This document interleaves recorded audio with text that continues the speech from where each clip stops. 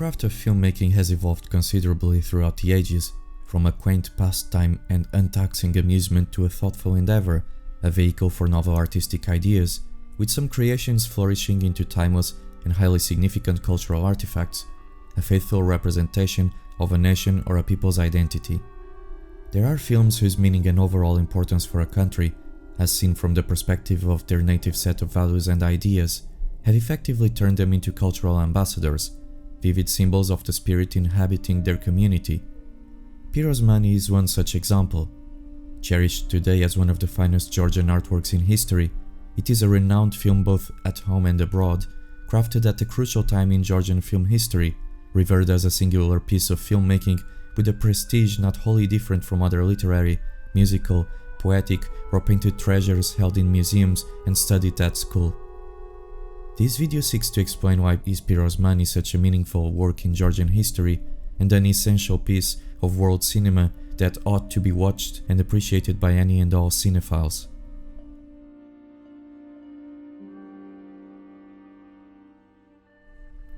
Pirosmani is a film originally made for television by Giorgi Shengelaia, which, as explored in the previous essay on Ala Verdoba, belongs to the pantheon of great Georgian film directors, a man born in an immensely talented family that played a very influential role in the shaping of the country's cinema.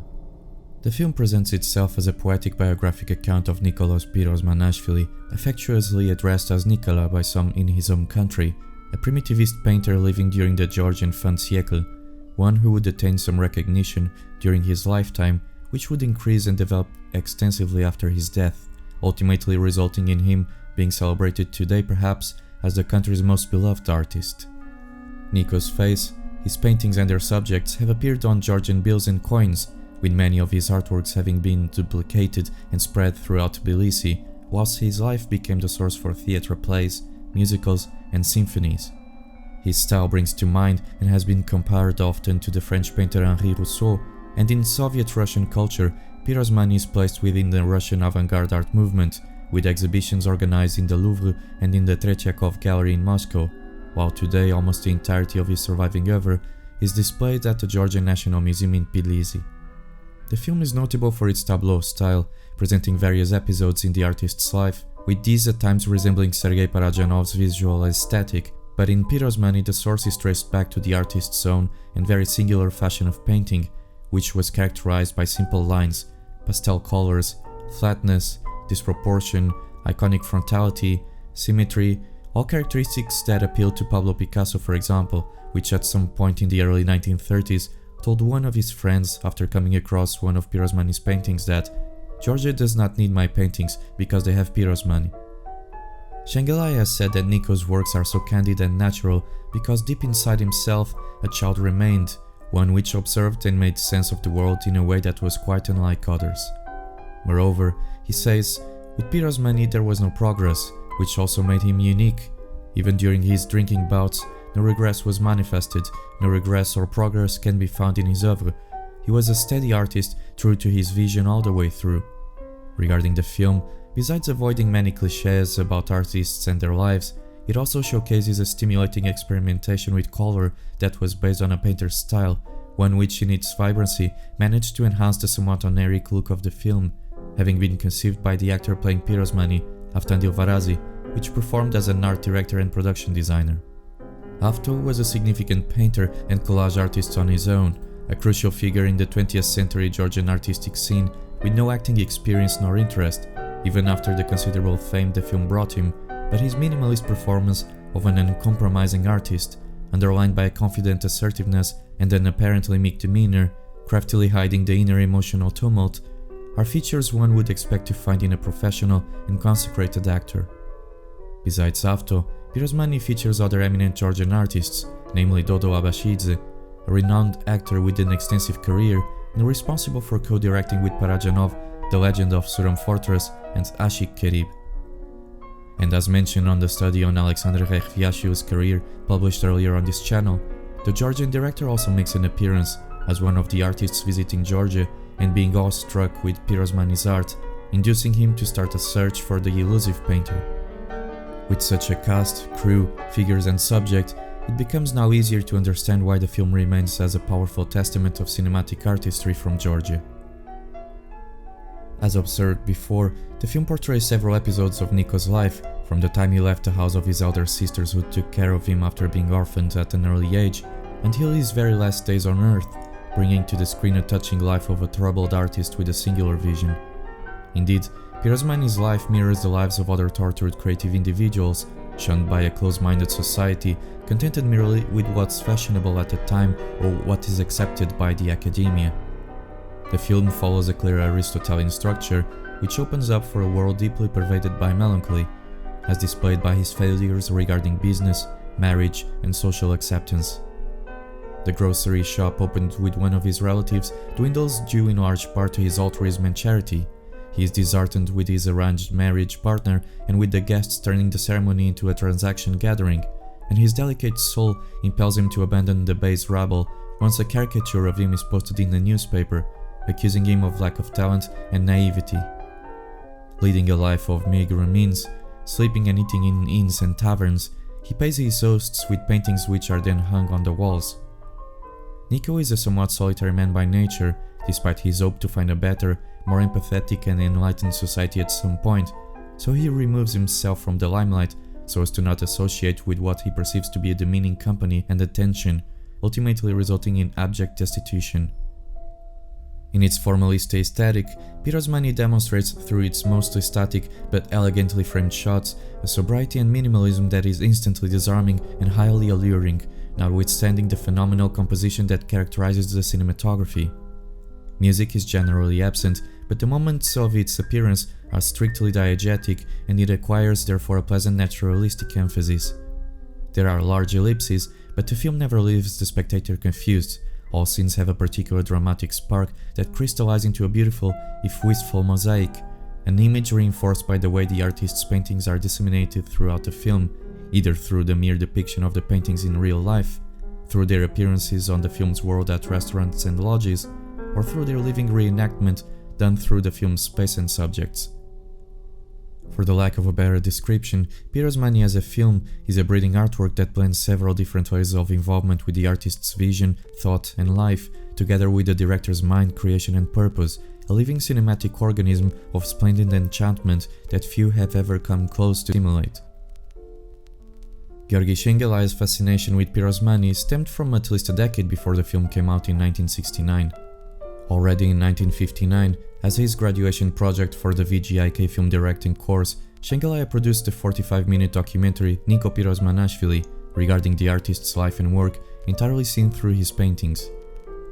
The idea to direct a feature film depicting his life must have already been present by then, and the atmosphere of creative freedom present at the time that characterized the Soviet thaw is likely to have consolidated his desire to bring the project to life in the near future. In the 1960s, one of the most distinguishable themes in Soviet cinematography was that of the artist and his moral duty to indulge his vocation and pursue his goal, hence why films such as Tarkovsky's Andrei Rublev or Parajanov's The Color of Pomegranates were made possible, to cite two of the most prominent. Although the thaw atmosphere had already begun to fade by the time the film was released and a familiar oppressive haze loomed nearby, the individualism and metaphysical view of art expressed in those films and in Pirosmani, aspects that inevitably contradicted social realist expectations, were undeniable as ideas made possible by a political and social historical highlight. In Georgian terms, this meant that Pirosmani could be subject to interpretation through the lens of a sort of resurrection through the perpetuation of his extraordinary body of work, whilst also allowing for an understanding of it as a symbol for the struggle for artistic and national independence. According to Shengelaia himself, "I have other films which I love a lot, but the one which is the most important to me is Pirosmani. When you get Pirosmani, you get me." For him, Pirosmani was an artist that saw things differently from the people around him. He represented old Georgia, not the Georgia of today. "I have a very nice garden, and it calms me, but sometimes I cry in this garden too, because I see that people are different, and they lost something very important." Induced to further develop what he meant, Shengelaia points directly at cinema as an example of how things have changed, reflecting in dismay that everything that is art now is cheap, commercial stuff, it's all a business. And it's exactly the case with cinema too. Try and give me a couple of modern-day directors that compare with Pasolini, Bergman, Fellini, Rossellini, or Tarkovsky.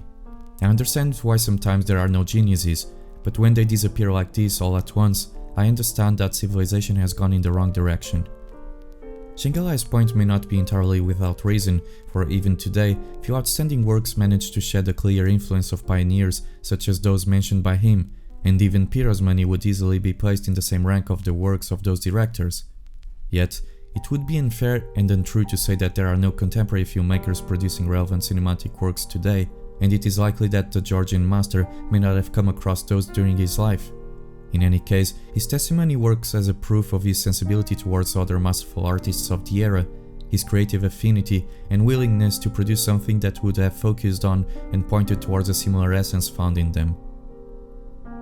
The second half of the 60s had been the cradle for a strand of apolitical author cinema that focused on art as such, and in Georgia, much like in France or the Czech Republic to mention two famous examples, the entire decade was the high point of cinematic culture. Still, this sort of politically neutral or ideologically passive cinema at surface had hidden within itself a commentary on the state and society under Soviet control. In order to avoid trouble with the censors, Georgian cinema developed a language that brought it closer to fables and myths, with films averting direct or open criticism, having many backdrops set up in the past, so that any messages would be naturally disguised by the temporal distance pertaining to their setting, not to mention that vagueness and forsakenness became recurring themes for the film generation of the time.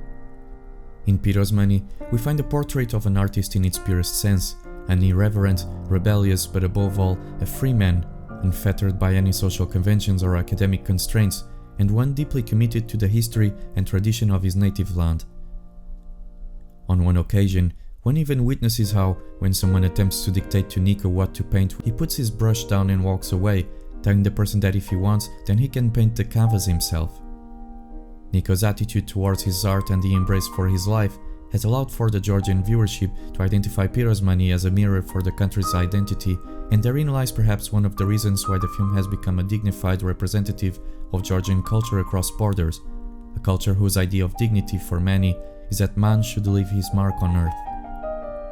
At the same time, it is this unique and acute individuality that characterizes the artist's personality and work, one expressing a transcendental reality within the mundane apprehension, a demonstration that, contrary to the realistic painting typical to the West, one does not necessarily need to convey reality as seen directly, but may actually create one of his own too, as derived from the religious orthodox iconography that deeply inspired him, and this as well reveals how important it is to consider the life of the individual encompassed by a larger group or society. Niko is an independent man, relying only on himself for his subsistence and satisfaction, with a style and path of his own, which goes directly against the communist ideal that seeks to collectivize, integrate, and therefore obliterate any autonomous expression, any dissonance and distinctive sparkle for the sake of the group. One of the most important aspects of art is the history of the individual. We are members of society, but we all have our individual lives. Pirosmani's story is an ideal story to tell about human life. The goal of the film is not only to show how the artist lived, it is also about how the person lived, said Giorgi Shengelaia on one interview. For this very reason, Pirosmani is a film that, besides its biographic, if somewhat imaginative nature, tells a much greater story for Georgians and for the whole world. This presentation of Pirosmani was made possible by the generous help and support of the Georgian National Film Center, having resorted to the most recent high-definition restoration of the film from an original print. The collaboration between the Georgian National Film Center and Plan-Séquence strives to bring Georgian cinema closer to foreign viewers and audiences, so expect more video productions in the future. If you would like to know more about Pirosmani, Giorgi Shengelaia and Georgian cinema, make sure to visit the Institute's website. Links will be on the video description. The Georgian National Film Center, together with the Georgian National Archives, has been negotiating for several years the return of many works of Georgian film heritage stored in Gosfilmov Fond in Russia, having already succeeded in many classic films and masterworks. Make sure to watch, discuss, and recommend Georgian cinema to your friends and other cinephiles so that efforts to retrieve, restore, and salvage classic Georgian films for posterity may continue.